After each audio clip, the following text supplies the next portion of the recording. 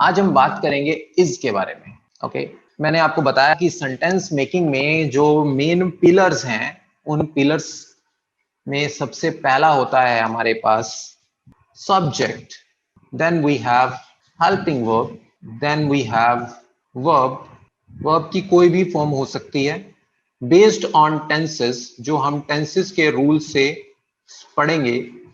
फिर हमारे पास क्या होता है, ऑब्जेक्ट होता है। What is subject? जिस चीज के बारे में हम बात कर रहे होते हैं, वो पूरा का पूरा सेंटेंस जिस पर फोकस्ड होता है उसको हम ऑब्जेक्ट कहते हैं। और ऑब्जेक्ट उस पूरे सेंटेंस में जो काम होता है, ठीक है, जिस काम की हम बात करते हैं उसको हम ऑब्जेक्ट कहते हैं। हिंदी में हम इस सब्जेक्ट को कर्ता कहते हैं और इस ऑब्जेक्ट को हम कर्म कहते हैं और इस वर्ब को हम क्रिया कहते हैं। ओके, सब्जेक्ट इज कर्ता, वर्ब क्रिया एंड ऑब्जेक्ट इज कर्म, यानी जो भी आपका काम हो रहा है, कर्ता उस काम को करने वाला और क्रिया जो भी उसमें एक्टिविटी है, हलचल है, जो भी हरकत है उसमें, उसको हम क्रिया कहते हैं। ओके, लेकिन हिंदी में ये सिर्फ एक्टिव सेंटेंसेस के अंदर ही ये मीनिंग होते हैं, पैसिव में ये आपस में इंटरचेंज हो जाते हैं। ओके, जिसके बारे में हम आगे डिटेल में बात करेंगे। सो मूव फॉरवर्ड, अब हम बात करेंगे आज इज के बारे में। इज के हम कुछ सेंटेंसेस बनाएंगे और सबको देखो, इज का मतलब होता है। ओके, यानी ये एक सिंगुलर है, एक वचन है। सिंगुलर के केस में इज आपका यूज होता है। कोई एक व्यक्ति ही इज हो सकता है, एक से ज्यादा व्यक्ति इज नहीं होते। और यू और आई के केस में इज नहीं लगता है, यू और आई के केस में इज नहीं लगता है। ओके, जबकि इज सिर्फ ही, शी, इट या किसी नेम के साथ ही लगता है। ओके, यानी नाउन और प्रनाउन के साथ ही इज लगता है और वो भी थर्ड पर्सन होना चाहिए, फर्स्ट पर्सन नहीं होना चाहिए। Okay, what is the reason that we are using is in place of what? देखिए, क्वेश्चंस दो प्रकार के होते हैं। एक जिसका आंसर यस या नो में दिया जा सकता है। ओके, क्या वह मेरा दोस्त है? आंसर इज यस या नो, दो ही इसके आंसर बनते हैं। ठीक है, मैंने उसका नाम नहीं पूछा है।